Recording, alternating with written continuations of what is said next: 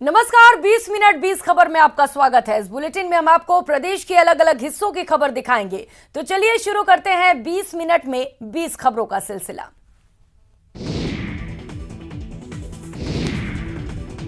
में एक दर्दनाक सड़क हादसे में 2 लोग जिंदा जल गए। यह हादसा जिले के भदेसर थाना इलाके में हुआ, जहां उदयपुर चित्तौड़गढ़ 6 लेन पर एक डीजल से भरा हुआ टैंकर कंटेनर से टकराया और फिर पलट गया। टक्कर के बाद दोनों गाड़ियों में आग लग गई। हादसे की खबर मिलने पर मौके पर पहुंचे फायर ब्रिगेड ने आग को काबू करने की कोशिश की, लेकिन डीजल के कारण आग बेकाबू होती जा रही थी। हादसे के बाद आवाजाही ठप हो गई। 6 लेन के दोनों तरफ करीब 3-3 किलोमीटर तक लंबा जाम लग गया। टैंकर और कंटेनर में लगी आग को बुझाने के लिए जिंक, बिरला, चित्तौड़गढ़ और आसपास के इलाकों से दमकल की गाड़ियां मंगवाई गईं। फायर ब्रिगेड जैसे ही आग बुझाने का प्रयास कर रही थी, उसी दौरान आग कम होकर अचानक से वापस बढ़ने लग जाती।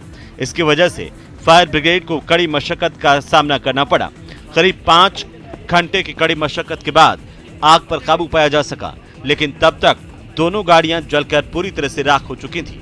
आग पर काबू पाने के बाद राहत और बचाव दल ने यहां राहत का काम शुरू किया, जिसमें दोनों गाड़ियों के ड्राइवरों के शव बरामद किए गए हैं।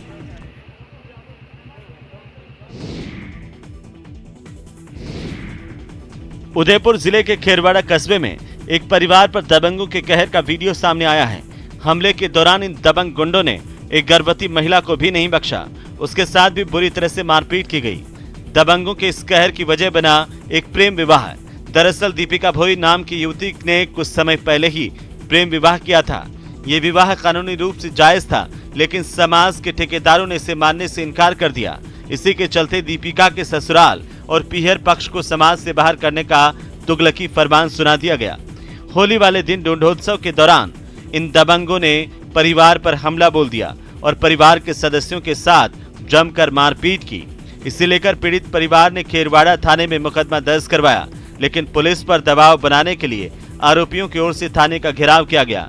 इस हमले का एक वीडियो भी पीड़ित पक्ष ने पुलिस को सबूत के तौर पर पेश किया है, जिसके आधार पर पुलिस अब मामले में कार्रवाई करने की बात कह रही है।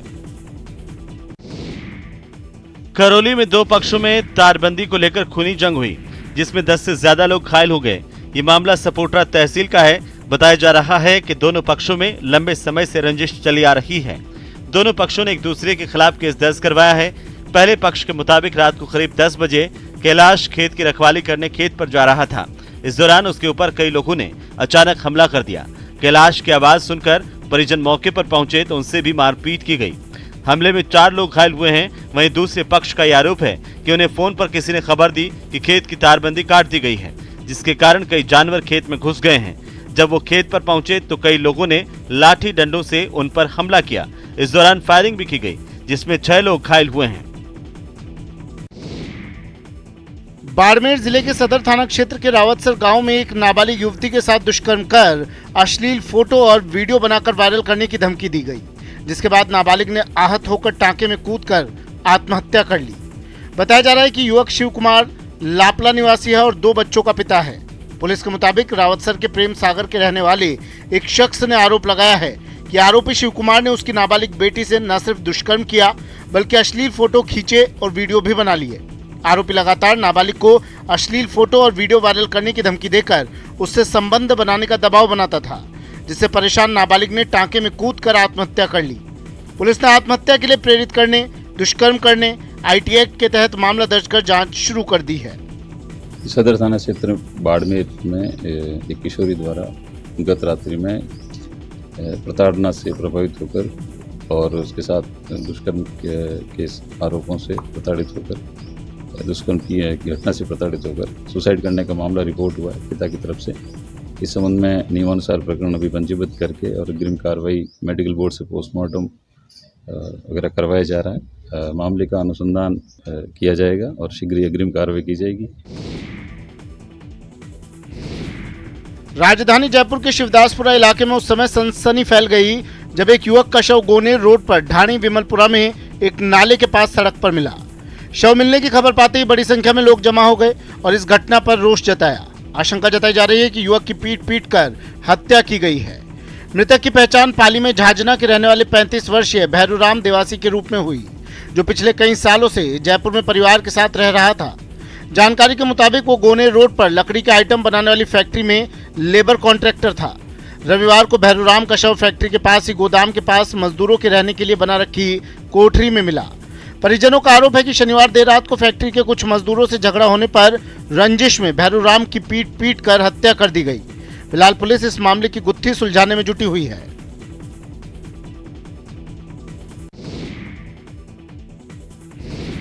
श्रीगंगानगर के सूरतगढ़ में होली के दिन 4 लेन बाईपास पर स्थित ITI कॉलेज के पास गंभीर रूप से घायल मिले बच्चे के मामले में पुलिस अपहरण, अनैतिक संबंध और अंधविश्वास के एंगल से जांच में जुटी है। बच्चे के गले में मिले ताबीज के आधार पर पुलिस किसी तांत्रिक की कारस्तानी की भी आशंका जता रही है। वहीं बालक का बीकानेर के PBM अस्पताल में उपचार जारी है, जिसकी हालत अभी स्थिर बनी हुई है। इस बालक की पहचान नहीं होने पर पुलिस ही अस्पताल में इलाज करवा रही है। इस मामले में पुलिस अपहरण, माँ पिता के अवैध संबंध और अंधविश्वास के एंगल को जोड़कर जांच में जुटी है। पुलिस हनुमानगढ़ बाईपास पर लगे CCTV कैमरे भी खंगाल रही है ताकि मामले का कुछ सुराग हासिल हो सके। साथ ही जहां पर बालक घायल अवस्था में मिला था वहां उस समय के मोबाइल नंबर की ट्रेस आउट की जा रही है ताकि मामले की तह तक पहुंचा जा सके। वहीं बीकानेर में बालक का इलाज कर रहे डॉक्टर्स के अनुसार बालक के सिर, मुंह, हाथ पैर पर गंभीर चोटें हैं, जीभ कटी हुई और एक आंख से दिखाई नहीं दे रहा है। बता दें कि होली के दिन सुबह श्रीगंगानगर के सूरतगढ़ में रोड किनारे 8 वर्षीय एक बालक गंभीर अवस्था में बेहोश पड़ा मिला था। करौली के शिकारगंज इलाके के सिद्धिविनायक कॉलोनी में फायरिंग और पथराव कर दहशत फैलाने के एक आरोप में सचिव बने सिंह को पुलिस ने गिरफ्तार किया है। आरोपियों ने दहशत फैलाने और धमकाने के उद्देश्य से फायरिंग की थी, जिसका एक वीडियो भी सामने आया था। पुलिस के मुताबिक शुक्रवार शाम कुछ लोगों ने दहशत फैलाने के उद्देश्य से फायरिंग के साथ साथ पथराव भी किया था। मामले में गिरफ्तार आरोपी बने सिंह पांचोली ग्राम पंचायत में लिपिक के पद पर कार्यरत है और उसके पास सचिव का भी चार्ज है। मामले में पीड़ित अभिषेक शर्मा ने आरोप लगाया था कि बने सिंह गुजर 2-3 लोगों के साथ आया और उसके घर पर पथराव किया। इस दौरान मारपीट, जान से मारने, फिर देख लेने की धमकी और देसी कट्टे से फायर भी किए। हालांकि फायरिंग और पथराव में किसी को चोट नहीं आई है, लेकिन घटना से क्षेत्र में दहशत फैल गई।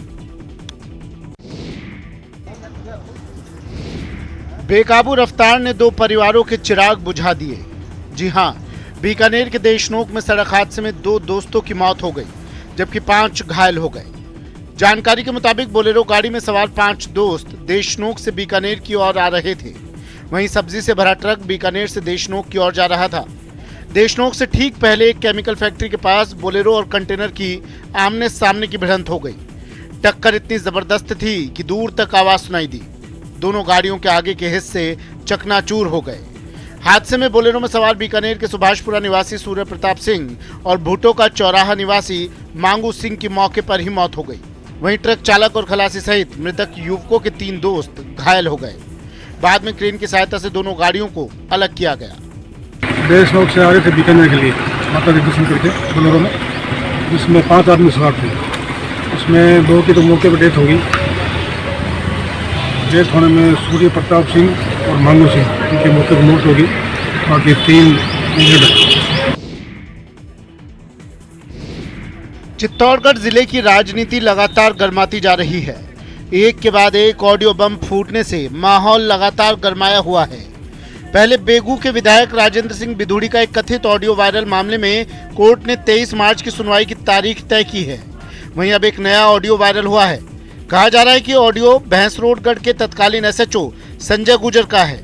बताया जाता है कि संजय गुजर यूथ कांग्रेस के प्रदेश सचिव को गालियां दे रहे हैं। हीरालाल गुजर नाम के शख्स ने अब सुरक्षा की मांग की है। वहीं दूसरी ओर थानाधिकारी संजय गुजर ने स्पष्ट तौर पर कहा कि उनकी उससे बात हुई थी, लेकिन ये ऑडियो पूरी तरह झूठा है।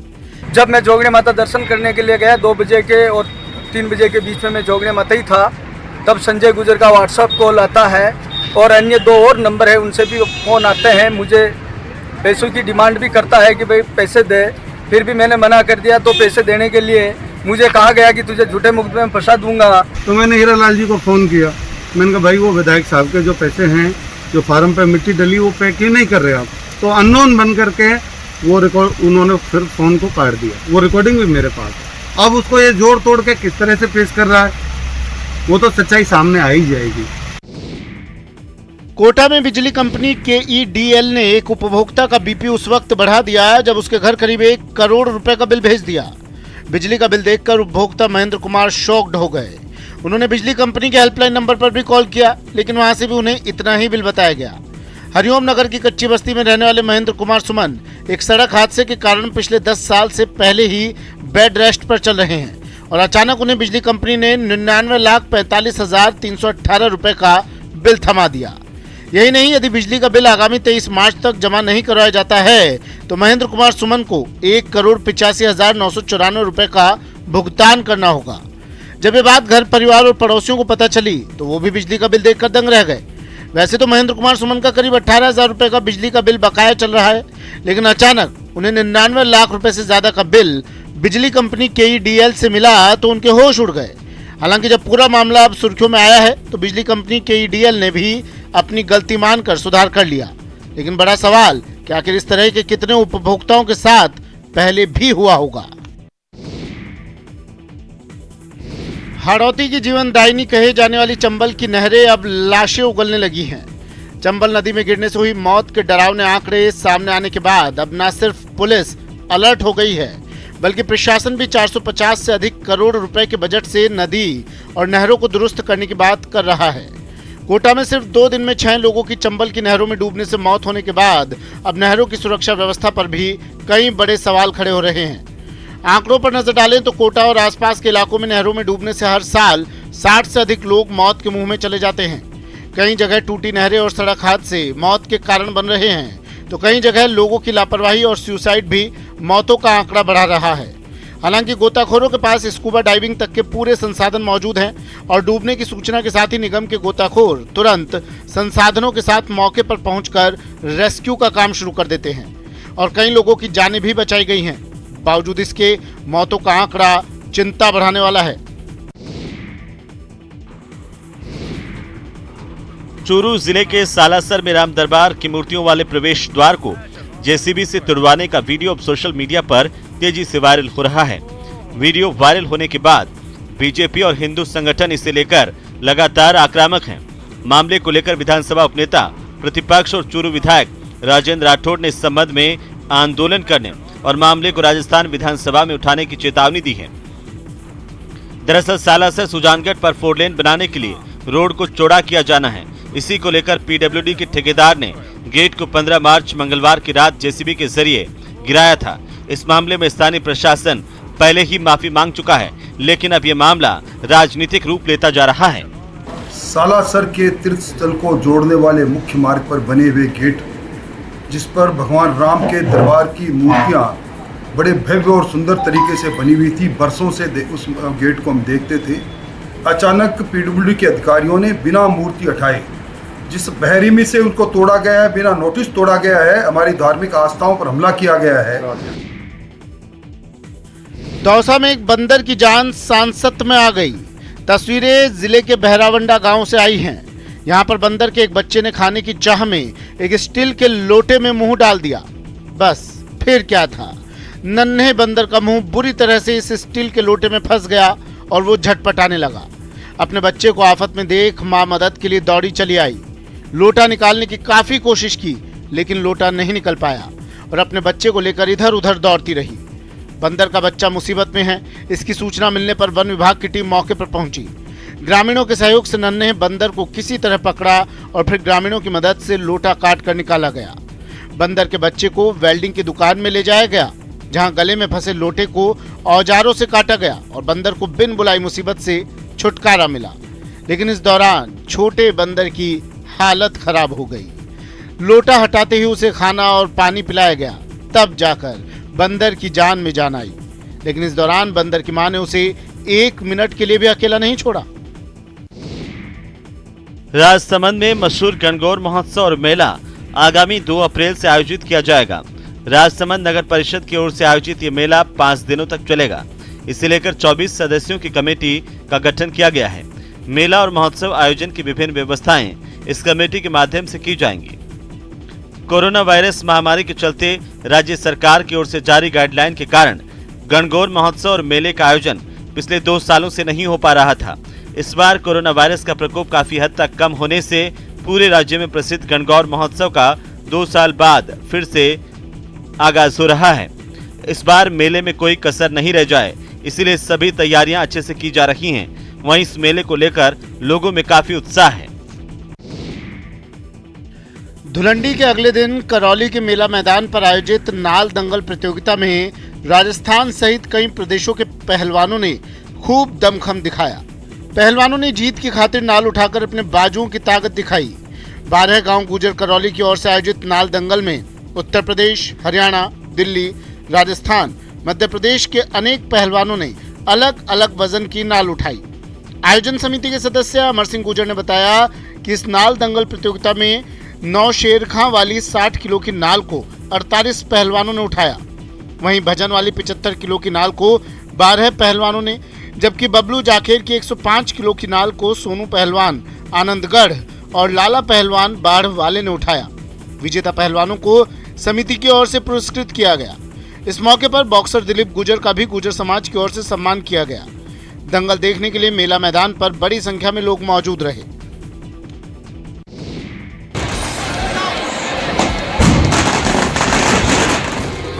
ताबड़तोड़ गोलियां चल रही हैं। 1-2 नहीं, दर्जनों बंदूक आग उगल रही हैं।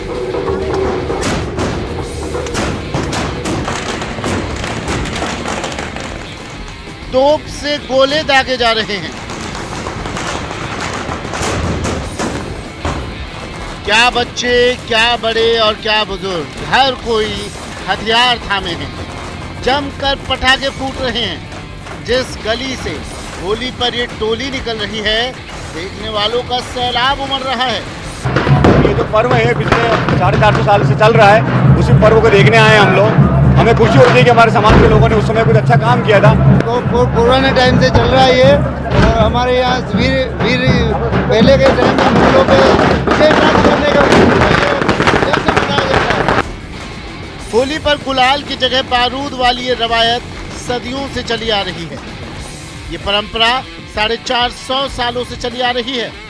ये होली मुगलों पर जीत के जश्न की प्रतीक है। सड़कों पर बेतरतीब सा दौड़ता ट्रैफिक, न सिग्नल की परवाह, न इंडिकेटर जलाने की चिंता। इसी ट्रैफिक सेंस की कमी के चलते बड़े शहर अक्सर जाम की समस्या से जूझते हैं। इससे निजात के लिए राज्य सरकार जयपुर में ट्रैफिक पार्क बनाने की योजना बना रही है, लेकिन परिवहन विभाग के पास ट्रैफिक पार्क बनाने के लिए न जमीन है और न पर्याप्त बजट। अगर कुछ है तो बस योजना। काफी लंबे समय में राजधानी जयपुर में ट्रैफिक पार्क बनाए जाने की योजना है। हर बार घोषणा की जाती है, लेकिन अभी तक ये घोषणा कागजों से बाहर निकल ही नहीं पाई। परिवहन विभाग की अपनी दलीलें हैं, लेकिन एक अदद ट्रैफिक पार्क की किसी भी राजधानी को इसलिए भी जरूरत होती है कि लोग ट्रैफिक सेंस सीख सके, ताकि सड़कों पर यातायात बेहतर हो सके। इतना जरूर है कि जगतपुरा में एक ड्राइविंग ट्रैक बनाया गया है, जहां पर आपको लाइसेंस लेने से पहले गाड़ी चलाकर दिखाना होता है। इस ट्रैक पर सीसीटीवी कैमरों से आपकी ड्राइविंग पर नजर रखी जाती है, लेकिन ये केवल लाइसेंस के लिए बनाया गया ड्राइविंग ट्रैक है, ना कि ट्रैफिक पार्क।